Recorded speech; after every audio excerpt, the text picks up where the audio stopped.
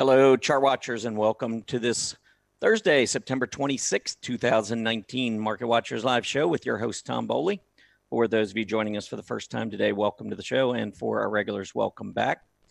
Let's take a look at what's going on in the market so far today. Another rough day. We got the Dow Jones Industrial Average currently down 131 points. The S&P 500 down 18, the NASDAQ down 76, and the Russell 2000 lagging on a relative basis down 19 points, more than 1%. 10-year Treasury yield moving back down. Had a pretty good day yesterday on the yield, but today back down 4.5 basis points to 1.69%. Volatility index, this has been kind of interesting. It is creeping back up again, was over 18 yesterday, had a big reversal, but today it's back up another 5.5%, nearing that 17 level. Real estate leading today, consumer staples, utilities also doing well. Those are the three sectors in positive territory. Of course, all three are defensive. Not unusual when the market is selling off, but still money is rotating there to the defensive side. Same goes with the Treasury yield coming down. That means money's rotating into Treasuries. Energy having the worst day. It wasn't that long ago, less than 2 weeks ago, we had that huge 12% surge in crude oil prices. And the energy, you can see the energy ETF having a big push to the upside. We have given all of that back now and challenging key moving averages to the downside. Energy still at this point in time, I don't believe we can trust it. Recreational services, I went through and pulled out a few of these industry groups not performing well today. Recreational services, one of them going back threatening the late August low. We want to see that 132.5 level hold up. Broadcasting and entertainment, same thing. Rough day today, down more than 2%. Getting close to this triple bottom in August. We want to watch, let's say, that 1445 to 1450 area. Want to make sure that holds. Renewable energy pulling back, but some of this is profit taking. We did get up, challenge the high that we saw in early August after breaking a symmetrical triangle. I think we're just simply pulling back to a key support level near that 20-day moving average. Looking at one other group, healthcare providers. This one, not only are they weak today, down almost 3%, but losing support from that August low. So healthcare providers really weak. And you can see the worst performer in the Dow Jones today, United Health. That is leading the healthcare provider index lower. Breakdown potentially below this 220 area. If we could get a big reversal, come back up and close around 222, 223 on UNH, that might put a short-term bottom in not only on the stock, but also on the industry group. If we can get that same type of reversal there, we'll have to wait and see. So that is your update so far. We are getting close. Well, today is the end of a bearish period, historical period. If you follow my blog, I talk about this pretty frequently, especially now that we're in September. But the September 20th to September 26th period is one of the worst weeks of the year historically. There's a week in October. And also, I think there's a week in July. Those are the three worst weeks of the year. They all kind of fall right around options expiration. We had quad witching that expired last Friday. And so the bearish historical period ends today. That doesn't mean that the selling, of course, is going to end, but it does at least tell us that tendency, that period where we do tend to see prices decline, move behind us. So just wanted to point that out. All right, let's move forward. We do have some upcoming stuff to talk about. Of course, I had Grayson Rose on here 2 days ago, and we were talking about the fall lineup, and that does start on Monday, believe it or not. Market Watchers Live will be no more after tomorrow. I was talking to the producer, Zach, before the show, and it's been over 2 years. Kind of crazy, Zach, when you think about it. Started this over 2 years ago. A lot of shows, but we're moving on, right? Yeah, it's been a lot of fun, but we're not stopping. Just where Erin's going into the afternoons where she's really good with Decision Point, and you're going into the mornings where you're really good for doing some shorter term trades. And yeah, I know for me, I always wanted to do the morning. It was kind of a compromise. I think Erin liked doing the afternoon. I always liked doing the morning, so we picked the middle of the day. With me being on the East Coast and Erin being on the West Coast, it definitely has an impact on the times that you're better available, I should say. So what's that, Zach? I said, yeah. And I do want to point out for our viewers, I know that we haven't really So if any of you guys watch Stock Market Today with Dan Russo, we haven't really pointed this out, but right here at 8:45 a.m. Eastern, he is moving from 9:15 to 8:45 because Mr. Bowley is going to be taking that 9:15 slot by starting trading places at 9 a.m. Eastern. So if you want to watch Dan with Stock Market Today, if you have never seen him, Dan's an awesome guy. He does a great job. He will be going live 8:45 right into trading places on Tuesdays and Thursdays for Tom. So Yeah, and I don't even see trading places on here. I don't know. Hopefully this isn't a hint. Make the list, Tom. You didn't even make the list. I didn't make the list. My goodness. Like I said, I hope that's not a hint. The list right here, Tom Bowley, trading places with Tom Bowley. Yep. So anyway, just want to point out to everybody the new schedule starting next week. We're really excited about it. Dan Russo coming on, starting us off at 8:45 every day. The final bar with Dave Keller. You've heard Dave on here quite a bit recently, helping out with Market Watchers Live. He will be doing the closing show right after the market closes. So after you've checked out everything going on into the close, make sure you tune in and hear what Dave has to say about the market action. It'll be a very educational lineup, really, across the board. I will, of course, be doing Tuesdays and Thursdays from 9 to 9:30 right before the market opens. I'm really excited about that. I'll be able to give you all lots of good information, hopefully, as you start the trading day. But it will be fast-paced. There's going to be a lot of stuff to go through. You know how many charts and all that we cover in Market Watchers Live over an hour, and there for a long time it was an hour and a half. Now I'm going to be shrinking all this down into 30 minutes, 2 days a week, and all the earnings reports and things that come out, the economic reports you can imagine. It's going to be a fun-filled, educational-filled, and action-packed 30 minutes for sure. So make sure you check that out. Tuesday mornings at from 9 to 9:30, and also Thursdays 9 to 9:30, and that'll be Trading Places Live. All right, we got a lot to go over here, so I'm going to go ahead and jump right in. Today's agenda, I'm going to do some scanning for you. My scanning is not that advanced, I can promise you. I tend to go with a lot of the predefined scans and then, maybe adjust them to fit what I'm looking for, because I do use, as I've said many times on here, a strong earnings chart list. So I run a lot of scans against that, but I'll show you some basic scans that I use that I think maybe will help you in terms of scanning for strength and also scanning for weakness. And then we'll get into the 10 in 10. And our first stock today will be Centene Corp. So check that one out. See what you think. See if you agree with me. I can tell you I'm not a big fan of the stock, but maybe you are. So we'll talk about that when we kick in the 10 in 10 in about 40 minutes or so. All right, let's see. We got some economic reports on the deck there, as you can see right on your screen. Q2 GDP final estimate came in as expected at 2%. We also had the initial jobless claims out this morning, slightly above expectations, 213,000 versus 211. August pending home sales rose 1.6%. Market only expecting 0.6%. And if you recall, just a month or two ago, we were getting a lot of negative home building reports. Yet home builders kept going higher. You got to keep in mind these reports are definitely lagging in the home building space. August pending home sales. Here we are getting ready to go into October, and we're just getting August pending home sales.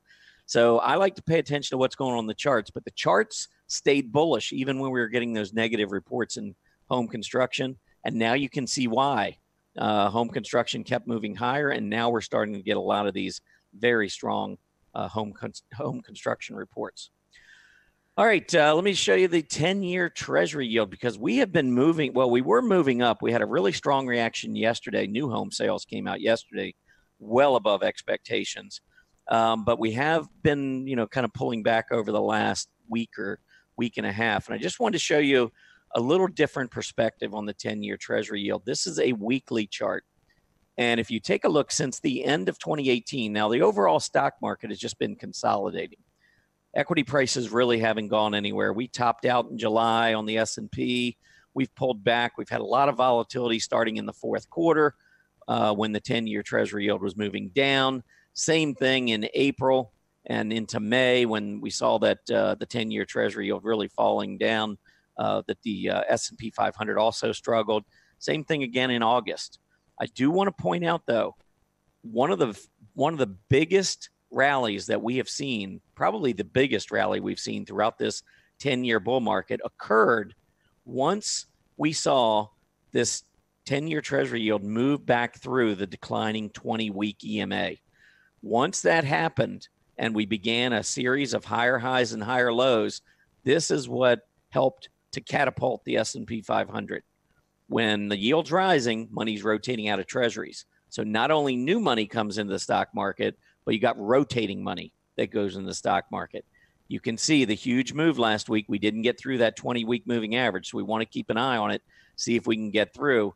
But just watch this, because I do think if we get another break above, say, that 1.90% here on the weekly chart, it could be a signal that we are about to make a big move on the S&P 500. So keep an eye on that. All right, earnings news. Had a few earnings reports out. KB Homes came out with a pretty nice earnings report, especially on their bottom line. You can see there's a mixed bag, though, going across your screen. We did have a miss on HB Fuller, came in at 86 cents versus 89 cents. I'm just going to show you the KB Homes chart quickly here.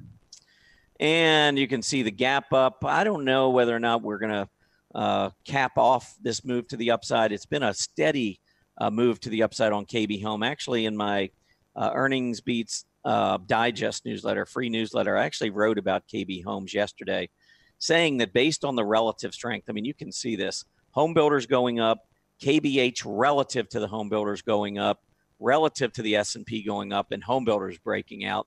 This is a really nice looking chart, nice stock in a nice area of the market. I expected a beat on both revenue and earnings. They came up a little short on revenue, which was a surprise, but they did beat on their bottom line. So far, everything looking good.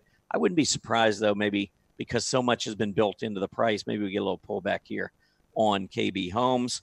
Wanted to pull up one other one, which is CCL. This is Carnival Corp. Big move down. One of the reasons why you're seeing recreational services down today. Carnival Corp did come out with their earnings. They beat on the top and bottom line, but they guided Q4 and fiscal year 19 earnings per share lower. So yes, last quarter was great. Market's looking ahead, and CCL just said things are not looking so great as we move forward. So I'd watch now this prior support level down in late August, down around the 42.5 area. Let's see if we can hold that and then go from there. All right, moving to the dashboard, I did want to point out, let's see if it is still here. There it is, AVEO. You can see it's down 34 points on the scooter. So what do we make of this? Well, I wanted to point out a couple of things, make this a little bit educational in addition to looking at the stock technically. When you see a big drop in the scooter and you look at the price of the stock, I mean, it's 86 cents, so it's a penny stock to begin with. But it just seems like, we had a gap up. We're sideways consolidating. This seems pretty steep. Well, you have to know how the scooter's calculated. 30% of the calculation is based on the 125-day rate of change right here. And you can see that here this week, this rate of change has been falling dramatically. And it's a combination of two things. Price has been dropping, but if you go back 125 days, that is when we were getting into this huge move to the upside. So back here, when we were near the high the last couple of weeks, when this 125-day rate of change was near its high, we were comparing the price of AVEO to the price back here in March. But as it started to roll over and move down, the price action back at the end of March, early April rolled up. And now we are moving negative. And because of this continuing push to the upside, you're probably going to see this ROC go lower over the next couple of days and the scooter continue to drop. But from a price support standpoint, I think this is an area that looks very interesting. So for that reason, AVEO is your scooter mover of the day. I'm just going to go over one or two quick upgrades and downgrades, and then we'll move into a commercial break. First, let me pull up Square, because Square got an upgrade today, and I'm going to pull it up on a relative chart. It's trying to get through its 20-day moving average, and you can see the last 6, 7, 8 weeks, that has not been, hasn't happened. So I think moving up would be a really good sign in the short term here for Square. on a relative basis, I think, first of all, the group's not in that bad a shape. It's kind of struggled a little bit here on a relative basis in September, but Square has been a bad performer within the group. So if it can break through the 20, I think it's got a shot to maybe make a run for that 50-day, and we'll have to watch the relative strength to see if, in fact, it continues. But it did get an upgrade today. Wanted to mention that. And then one stock that got downgraded, HRI, Herc Holdings, gap down here at about $46. But this is one that's actually been in a nice uptrend, trying to get through overhead resistance around 40. Sometimes downgrades can be an opportunity on a stock. This is one that you got to be careful, a little bit of light volume from time to time. But it is in the travel and tourism space, which has seen some relative strength over the past 4 months. This is a stock close to a 52-week high relative to the group. So it's getting downgraded, but the stock opened at $45.79, and there's been a lot of buying coming in since the open. So not always is a downgrade a negative thing. Sometimes it's an opportunity. Anyhow, those are upgrades and downgrades. We are going to go to a commercial break. When we get back, I'm going to talk about some scanning strategies that I use, finding strength and weakness in the market. We'll be right back.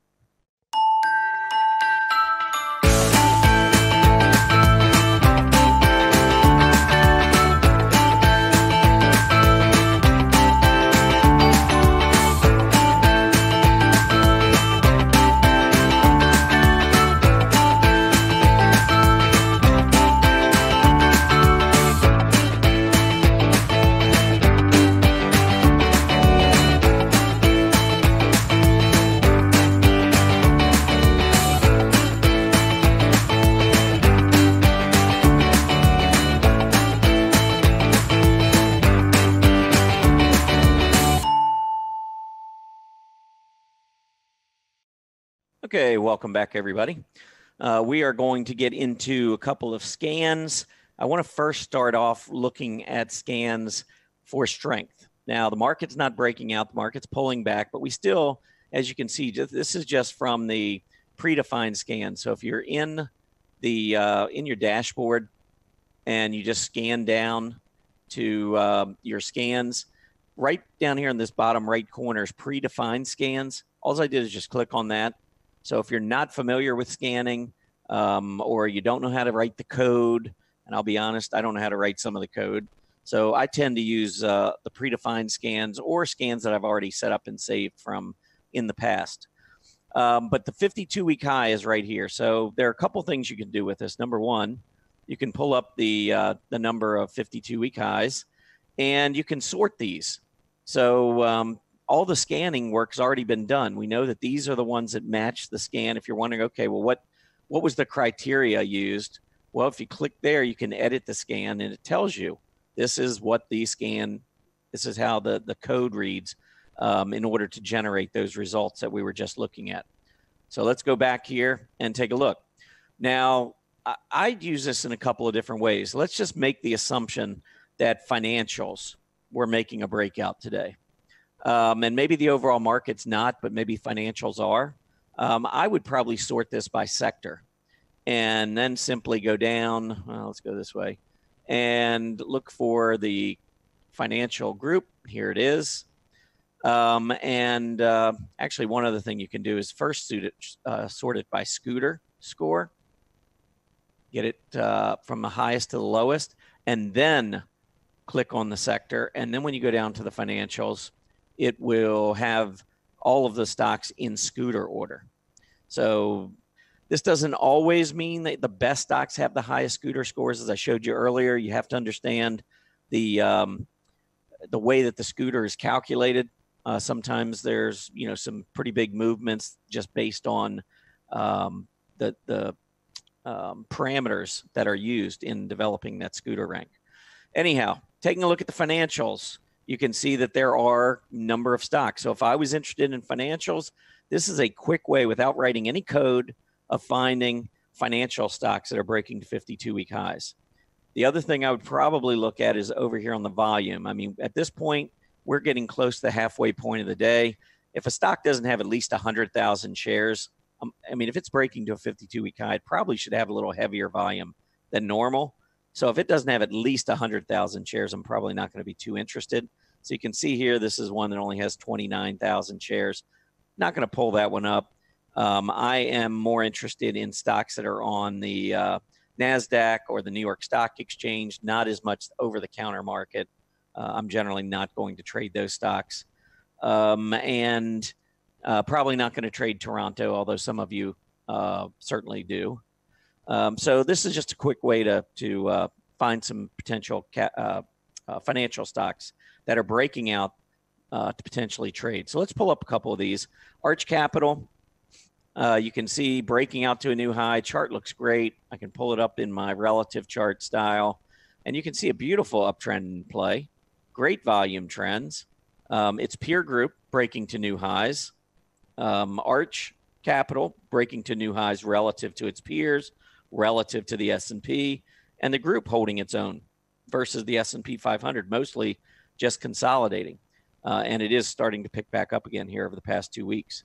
So I think that, quickly you can identify stocks within certain areas of the market that are performing really well. So let's go back and let's see if there's another one in here, maybe in the financials. Here's a bank. Now, I actually wrote about the banks. I've been writing about the banks because they're nearing a breakout. Not quite there, but if we can get a breakout on the banks, it would be incredibly bullish. IBN is breaking out. It's got a triple top here, and today is marking this breakout. Volume is not light. Looks like already about 5 million shares, well, 4.3 million. Again, not near the halfway or not at the halfway point of the day. So we may be on pace for 10 million shares. And if you look back, that's been a pretty heavy volume day. So if we can confirm this breakout, 10 million shares, that would be very bullish. Again, moving to the relative chart. First, the banks. This is what I want to see. I want to see the banks take out this high on an absolute, on an absolute basis. So 465, 466, that's going to be an area that we really want to be able to clear on an absolute basis. Right now, sitting at 455. And if I pull up the chart of the banks, what you're going to see is a group that is coming back down from a recent overhead resistance test, and so far pulling back and holding that rising 20-day moving average. And that's important to me right now because on this move to the upside, you can see strength in the PPO. And as long as you're holding that rising 20-day moving average, it's telling me that you're in an uptrend and likely to bounce and potentially break out and move higher. If we go back to the last time we saw the PPO break out here, take a look what happened. We moved up, we pulled back, held the 20-day and pushed to a new high, tested the prior resistance, and when we came back down, did not hold that 20-day. And look at what happened. Go all the way back down, test these prior lows. Go back to the earlier one here. PPO goes positive. We start to strengthen, come back, hit the 20-day, we hold. Go back up, that 465 area, can't make it, and look at what happens. The PPO is strong, the 20-day doesn't hold, and then we start the downtrend. So that's why I think banks right now, where we need to watch this 20-day moving average. We have a recent low from 2 days ago at 450, and you can see that the 20-day moving average is sitting at 450. If we close below 450, I'm going to start turning a little bit more bearish on the banks in the near term. Why does that matter? Well, if you're a fan of IBN, which is making a breakout, if the banks fail, there's less of a chance that IBN is going to hold this breakout. So I really want to see the banks hold the 20-day. If it does, this is a stock that you certainly could consider because look at this relative strength building. It's back near a 52-week high. Another stock, haven't looked at this one in a bit, but I have talked about it quite a bit here on MarketWatchers Live.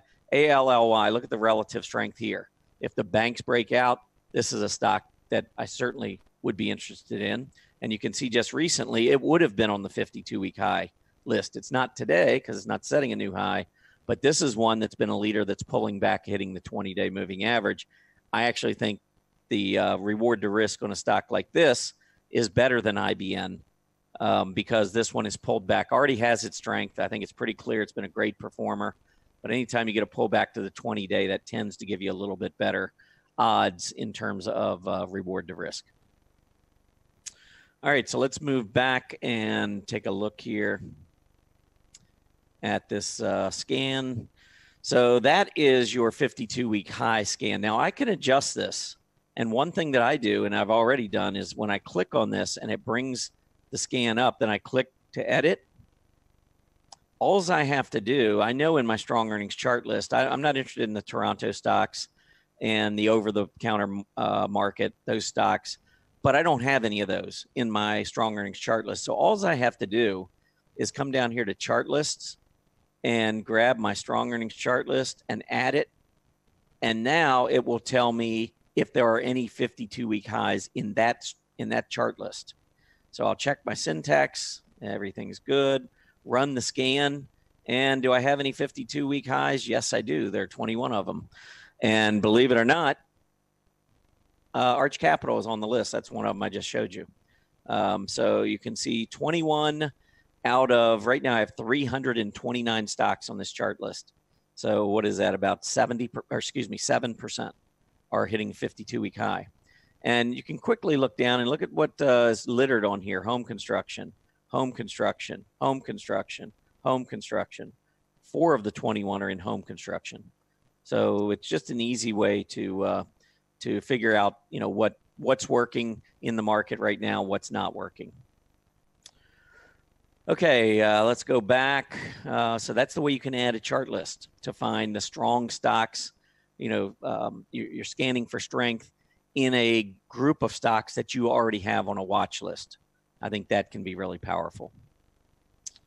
All right, but what about strong volume gainers? I mean, strong volume gainers can be a great way to go because you may not be making a breakout just yet, but you may see the volume start picking up in a stock that looks good technically. So this is another chart, or another scan that I like to use to simply find stocks that are showing high volume. Now you can click again to find out exactly how it's calculated. In this case, it looks like it's being multiplied times 4. So it's taking the daily volume and it's greater than the 20-day average volume by 4 times. That might be a little more than, you know, I'd like. Maybe I want to do something a little less. I'm gonna shorten this. I'm gonna make it just 1.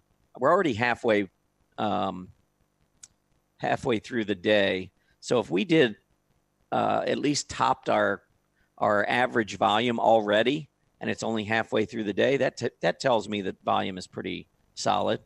And then I'm going to go down here and I'm going to add my chart list again. So this isn't just looking at the overall market. Now I'm showing how to find strength or how to find increasing volume in my strong earnings chart list. And I'll see if this produces any results. We'll check syntax. We're good. Run scan. And let's see what the results are. We have none. So let's go back over here. Oh, it's 11. Yeah, of course it's not. Let's try that. So we'll check syntax again and a run scan. All right, 4 stocks on my list meet that volume requirement. So I can quickly zero in. Now there's a number of ways you can do this. You can just start by clicking on each individual stock. If you have a list, I mean, 4 is pretty easy, but if you have, say, 24, a lot of times what I'll do is I'll go in and I'll replace an existing chart list. I have scan results high volume as a separate chart list, put them in there. Now I've only got 4 stocks, but what I can do now is I can put them in 10 per page. I can go through these very quickly. Look at Beyond Meat. There's HOLX. Look at this getting right up to resistance. See, now this one did not break to a 52-week high, but it is showing, in my opinion, some strength. Look at the volume coming in as it goes back up, challenges that overhead high. I think we're simply sideways consolidating right now in the stock, but I do like the pattern here. NVS, high volume, but it's in a downtrend. Not as big a fan here. Whirlpool getting a breakout. This one would have been on the 52-week high as well. So those are just a couple of ways that we can take a look at strength to try to find individual trades. Again, I like to use my strong earnings chart list. I think that is one of the better ways to identify stocks. If you look at a stock, and let's just say you pull up Apple, and you don't have to have a strong earnings chart list. You can have any kind of a chart list. Let's say you're looking at Apple, and you just happen to like the pattern. You got a breakout here. You're pulling back to the 20-day, not quite to the 20. So maybe you just want to add it to a list. Well, you can save the stock. you can save Apple and go find your chart list, whatever it is. It can be the strong earnings. I'm not putting in there. Actually, Apple's already in my strong earnings chart list. But whatever chart list you have where you have a watch list, you can just simply go in there. If it was in the scans, high volume, let's just say that was my watch list. I added in there, and now I've got those 4 stocks I had previously plus Apple. And so now if I view all and I do 10 per page, now Apple's in there. So, you know, it's very easy using the tools here at StockCharts to organize what you do. And I would strongly encourage you that you keep watch lists and go through them from time to time. Here, as I go through, if all of a sudden something happens on Apple and I don't like it anymore, you see this little trash can here, I just click delete and it's gone. This one still hasn't gotten through the 20-day. I don't like it. Okay, I'll just get rid of it. And then I'll just keep the ones that I like. So Novartis, I don't like. Now I've got the 2 I still like going forward. It's that quick and easy. All right, let's talk a little bit about scanning for weakness, because I'm bullish. I think the market's going higher, but I'd prefer to pay less money for the stocks I want to own. So I would be looking for weakness, and the market's been weak. So I should be able to find quite a few stocks that can fit in my parameters. So I'm going to go back and actually, let's just go over to the dashboard here. We'll go back down to the scans and predefined scans. And so now you're looking for weakness. Well, there are, I guess, a couple of different things that you could do in here. I have my own way of searching for weakness. I actually have some pullback scans that I use.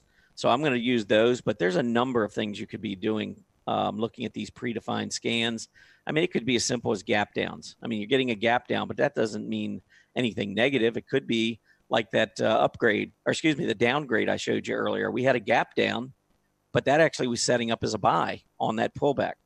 So any of these that you look at that are bearish technical indicators, now I don't know that I'd be looking for new 52-week lows, but strong volume decliners, yeah, I mean, maybe it's declining on heavy volume, but we might be getting a reversal. So I could look at this, for instance, and let's see if I can edit something on here. Daily volume is greater than yesterday's times 4. All right, I'm going to just go in here and just do 1. And the daily close today is less than yesterday's daily close. So it's going to be a down day. And I'm going to check, and I'm going to add my chart list. Check my syntax. And I'm going to run the scan. And here, I have 2 stocks. Now, I can change my threshold. I could go back here, for instance, and let's just go ahead and do that so we get a couple more. I could go back here and change this. Instead of 1 times volume, how about 0.75? So check syntax, run scan, and well, now I got 3. I could keep going lower, maybe 0.6 and get more. Actually, lighter volume wouldn't be a bad scan to run. So let me do it one more time. And we'll go down to 0.6.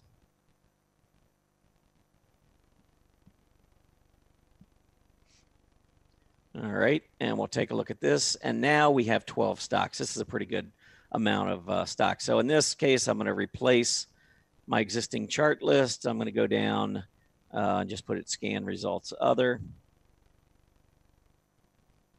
And here you can see stocks that are pulling back from yesterday that have a little bit heavier than normal volume.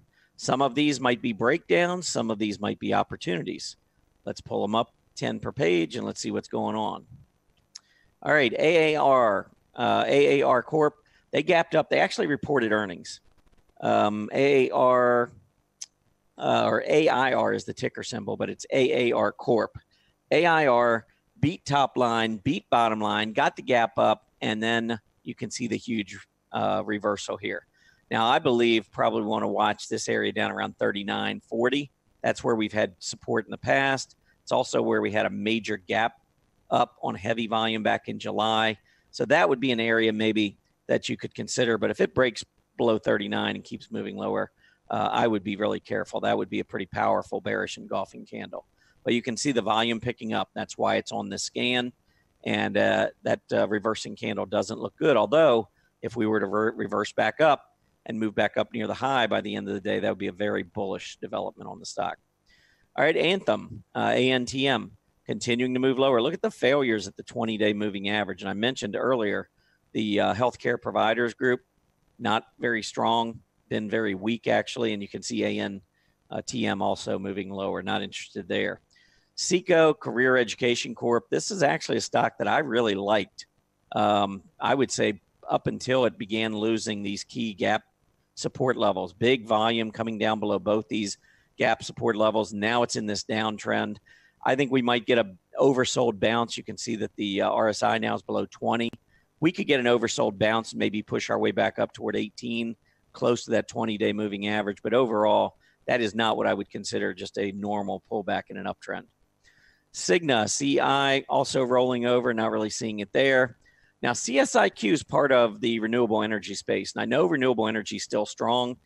CSIQ has not been one of the better performers, but it did gap up on really nice volume back in August, and you can see this tail coming down in September, turning right at these prior lows and holding onto this gap support. Volume today is not that great. It's a little bit more than normal. We could get a reversal here. CSIQ is one maybe I'd keep an eye on.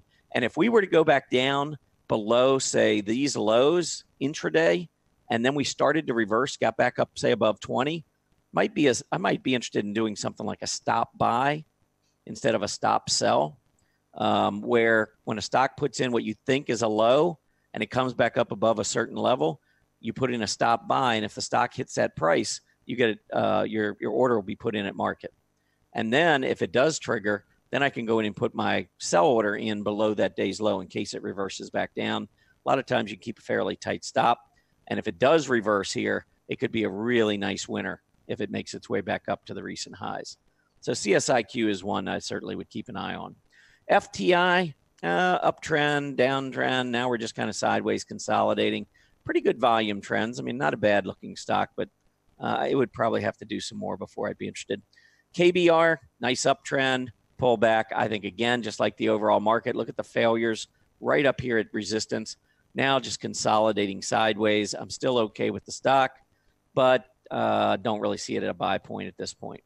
Omeros Corp, OMER, big volume on the gap up here, and you've got gap support, bottom of gap support at about 1630 or so. Today's low, 1650. Stock recently was up at $21. This is a stock that I think does present pretty nice upside versus downside if you use a closing stop at that gap support level. Closer it gets to that level, I think the better your reward to risk gets here. I still like the overall volume trend, so this is one that might get my attention. Teradyne, I love this stock. Now, this is one that clearly is in an uptrend. It's one of the better performers in the semiconductor space. And by the way, if you haven't completed the poll yet, I'm looking to see what you all think about several semiconductor names. Micron reports after the bell today, and wanted to see which of 6 semiconductor stocks you would feel most comfortable holding into the fourth quarter. And Micron is one of them. Teradyne is not on the list. This would have been one of my favorites. But this was one of the best earnings reports we had last quarter. Huge move up. Look at that big hollow candle, massive volume. To me, that's a sign of accumulation. Had to pull back a little bit, maybe get rid of some weak hands, but I think we are now in an uptrend that will continue into the fourth quarter. I really like Teradyne. It would be better on a 20-day test. I mean, chasing it can get a little bit expensive if it just has a normal pullback, but I do like the stock. Target, love Target, getting its first 20-day test since the huge gap up. This is one of your better broadline retailers right now, and I think this pullback probably is an opportunity.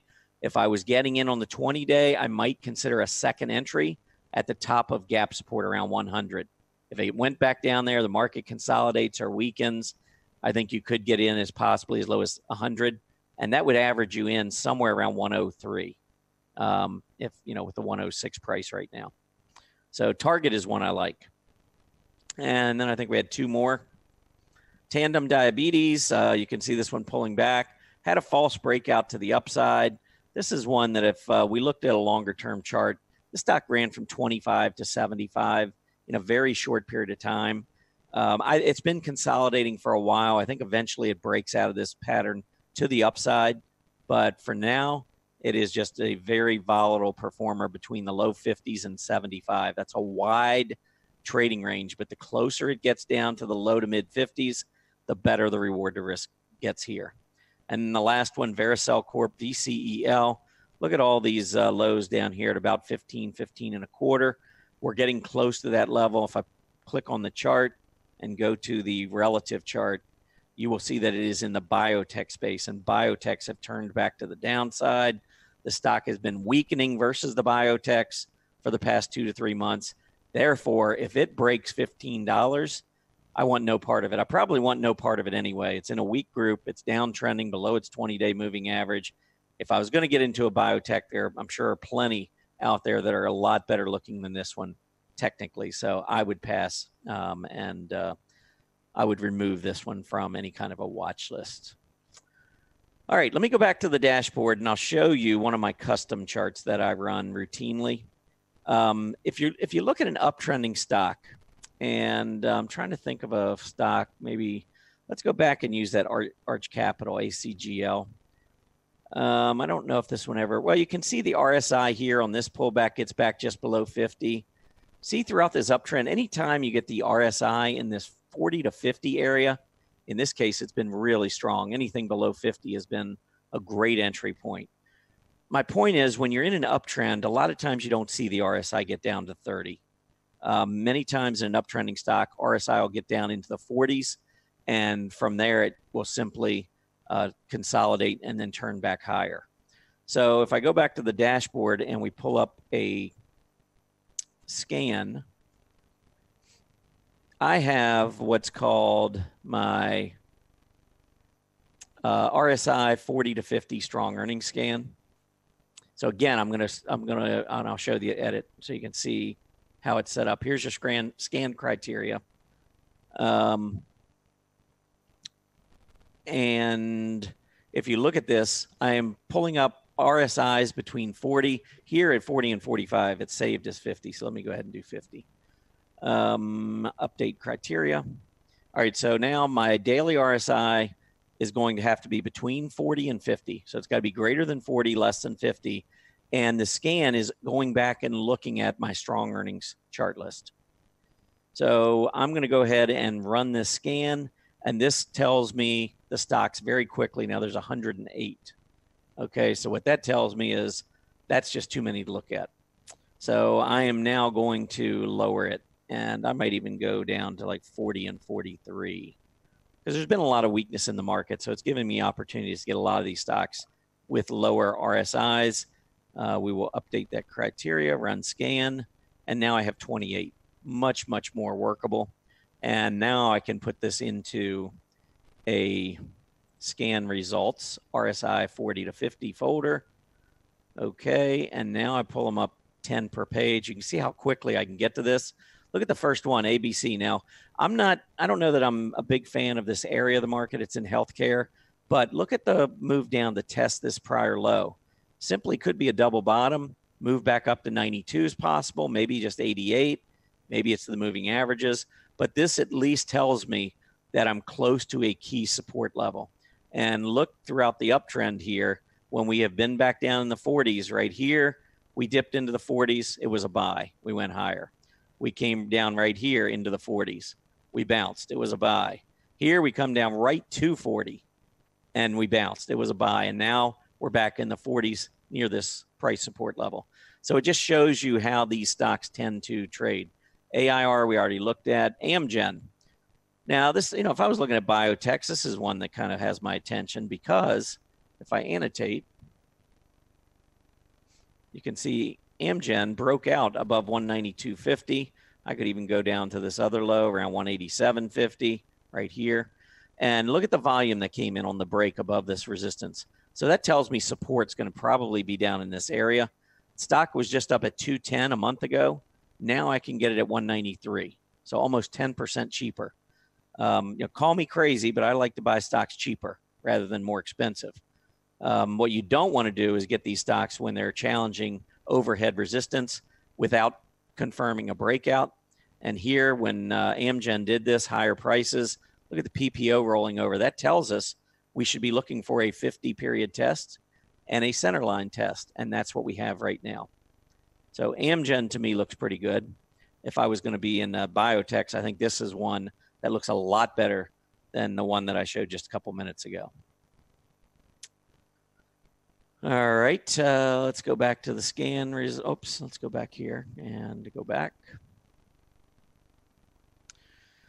That's not what I wanted. I got the wrong scan here.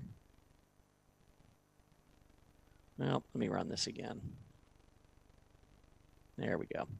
Let's see if there's anything else on here. Now, before I even take it to my, and store it in a chart list for me to look at, I can sort it here by scooter, which I do often, because this will tell me some of the better stocks that have RSIs between 40 and 43. Now, Enphase Energy is in that renewable energy space, but I will tell you this thing has been incredibly volatile. So unless you can stomach that volatility, I think you want to be careful. But this is the last one I'll show you here. Gap support held down here at about, I think it was 2165. We bounced. Couldn't hold the 20-day. I think we're just simply sideways consolidating. I do think that this remains a bullish stock, but you've got to have a strong stomach because of the moves back and forth on ENPH. Anyhow, those were the stocks that I wanted to show you, and the scans I wanted to show you in terms of scanning for strength versus scanning for weakness. Now, my strategy is still one that expects the market to go higher. Some of you may disagree with me, and that's fine, but those scans are designed to find stocks in an uptrend and in a market that's going to go higher. All right, let's move on to the 10 in 10. I believe the first symbol is CNC. So let me go ahead and bring that up for you. And here's what I'm looking at. Now, CNC is in that healthcare providers group. And I talked about this earlier. It's the weakest area of the market, or at least it was earlier. It's been going down. It's been downtrending for the past 3 months or 2.5 months. It's down close to a 52-week low. The stock relative to the group has just set a 52-week low 2 weeks ago, and it's not, really showing much relative strength at this point. It's been awful versus the S&P 500, which makes sense when you've got a group that's going down versus the S&P 500, and you have one of the weakest stocks in the group. It's going to be real hard to outperform the S&P 500 with a stock like that. So when I look at this, all of my price panels down here are going in the wrong direction, going down from left to right. I want them going up, and you can see we're also getting a breakdown potentially today. Now, let's say we recover and we print a hammer here. Would I be excited? No. Short term, maybe we would see a little bit of a bounce, but we still have the issue of a stock that has been underperforming and is a relative laggard. So I'm not a big fan of CNC. What else do we have? Okay, so for the next 9 stocks, we have something kind of fun that we decided we wanted to put together as a salute to Tom. Well, first we got to salute the audience at MarketWatchers. Thank you guys for coming. So most popular symbol is CVS Health Corp. All right. CVS, I don't like this breakdown. I think I've talked about this. I liked the stock as long as it was staying above its 20-day moving average. The reason I don't like it now that it's breaking down is that you've got a group that has been underperforming. It's a pharma group. It's been underperforming for a very, very long time. So when I've got a stock that's outperforming and is trending higher, I'm fine with it. But right now, unless we get a big breakdown, a big reversal, we're going to have a breakdown. Here was the prior high. We pulled back, hit the 20. Everything looks good technically. This breakout's great. And now on the pullback, we should hold the 20. We should hold this price support. Right now, we're not. Let's see where we close, but I'm not a big fan here. All right. If you've been a MarketWatchers Live regular, you know how much Tom loves Funko. Funko. I knew that one was going to come. I knew it. All right, FNKO. Yeah, this one, for those of you who don't know, it was a stock that I ended up selling. I don't remember now where it was on the chart that I sold it, but it was near the bottom right before the stock took off again. That's why it has lived in infamy since. Looking back, I mean, there are a couple of key support levels to watch, but this one has just kind of fallen out of bed pretty quickly. And the problem is that it's in the clothing and accessory space, and I don't trust the group. Look at the clothing and accessories area relative to the overall market, and you'll see what I mean. We just in August set a new 52-week low. Yes, we had a relative bounce, but it seems like we're rolling over again. We had a leader with Funko, but remember, when you've got a leader in a group that's not a good group and you start to see breakdowns like this one right here, I don't make any excuses. I think this is a stock that might settle down around the 17.5 to 18.5 area, but I doubt that selling is done here, so I'm going to pass. All right. Also, if you have been a Market Watchers Live regular, you know how much that Tom loves this symbol, F, for Ford. Oh, yeah. The autos in general, not just Ford. I actually own a Ford, so I like the Mustangs. But as far as buying the stock, yeah, no chance. Not going to happen. And again, where it comes down to is you've got a stock that if you look at it, it's part of the auto group. I could draw this line going back about 8 years. Autos just have not been a good area. Ford relative to the S&P going down, Ford relative to the autos going down, and it's trading below its moving averages. I don't see any reason to own Ford. Yes, it pays a nice dividend, but if you're going to lose 15% on the stock, I'm not sure 5% dividend really helps a lot. All right, this next stock is a beloved rest stop for Tom, Costco. Love Costco. And I think they've got earnings. Maybe they're coming up or maybe they just came out. I can't remember. So many earnings. But I wrote about this one not too long ago. I really like Costco, not just because I like to shop there, but also because I do think this chart looks nice. You got the big breakout. Look at the volume coming in on the breakout. We've pulled back. I think anywhere in the 280s is a pretty good reward to risk entry. Best entry is right down here near the 50-day and near the price support. Let's call it 282, 283. So if we can get down into that area, I think the reward to risk is even better. But I like the stock, and I could draw one more line on here, and that would be this this trend line right here. And I think you're going to see that right now it is sitting almost right on it. So I like Costco. I think it goes higher. All right, something that Tom loves to do. This is nothing to do with the company. This is a bank stock, but it's Golf. GOLF. Is that a Cushnet? Yes, it is. I haven't looked at this in a long time. Yeah, this is a nice pullback here. And I actually think that this is a stock that isn't too bad. I mean, relative strength, recreational products needs to get going. But you can see Golf relative to the S&P new 52-week high, relative to its peers new 52-week high, all of that in the last couple of weeks. And now we're getting a nice pullback of probably about 6-7%. So I think this is an interesting area for the stock. We broke out right there above 2690 or so. If we get a reversal today and finish back up over 27, we could be putting in a little short-term bottom. So this is one I think is interesting. Something that Tom likes to do while he's golfing, drink something, but this is Bud, Anheuser-Busch. This Bud's for you. Yeah, Bud's not my favorite, but good try. I didn't think that you like the drink itself. It's just the sentiment of it. I know where you're coming from here. You got that part right. Bud, I'm going to say right at about this 92 and a half area. This is where you want to watch. Nice uptrend relative to its peers. Well, its peers are finally starting to move up. Bud has been a pretty good performer relative to the Brewers for a while. We've had a relative pullback, but I wouldn't be surprised to see that start to turn back up. And 92 and a half could be the area where it starts to do that. Okay, this is something that Tom really wishes that he would have bought when his daughter apparently started talking about the stock. ULTA. Really? IPO'd. Yeah, all right. You really are trying to annoy me, aren't you, Zach? ULTA actually, because of the recent weakness, it's not as bad as it used to be. Huge move down. I think we're getting a little bit of a bounce here, but never just one cockroach in the kitchen. Look at all the selling that took place on this stock. I've never, in all the time I've followed ULTA, I can't remember anything like this. I think you're probably going to get to that 20-day moving average, maybe to the bottom of gap resistance, and that is probably going to be it. So I'm going to put a max on this stock around 254. That's if things really get going. And I actually think the 20-day moving average, which currently is about 247, is the more likely target. I'd avoid it. Now, when we first started Market Watchers Live, this is all that Tom and Aaron could ever talk about because it was all over the news. GE before it left the Dow. GE.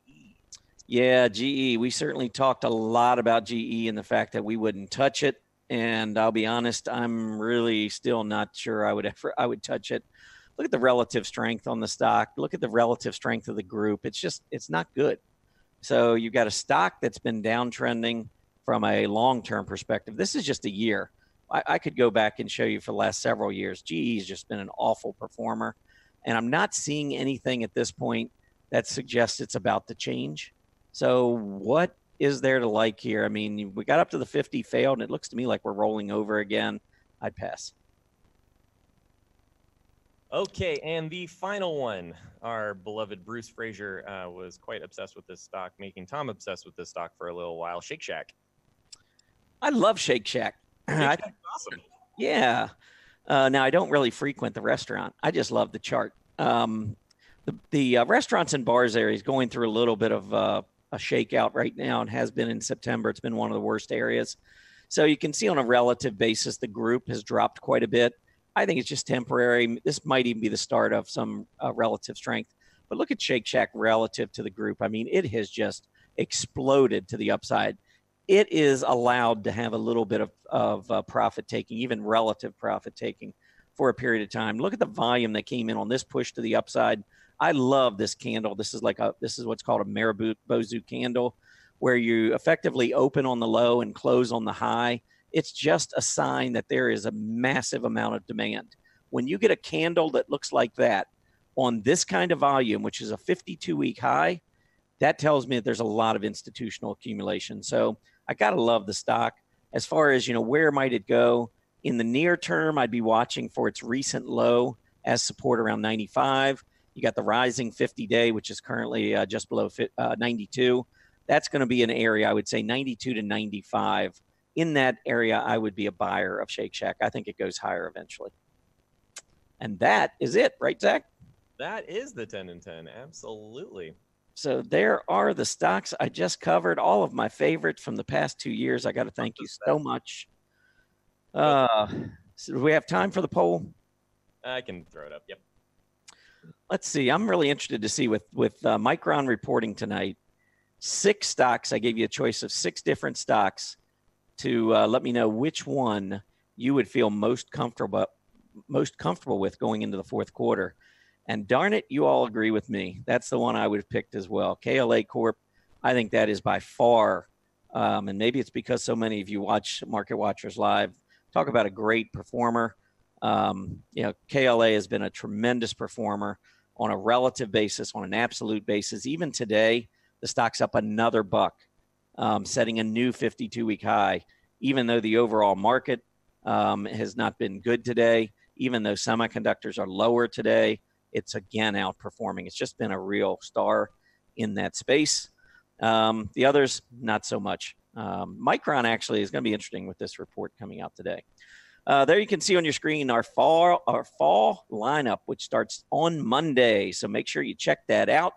In there, Tom. Trading Places Tuesdays, Thursdays. Yes, Trading Places Tuesdays and Thursdays. Make sure you are aware of that. 9 a.m. to 9:30 Eastern. Both of those days. Look forward to having all of you join me in the mornings.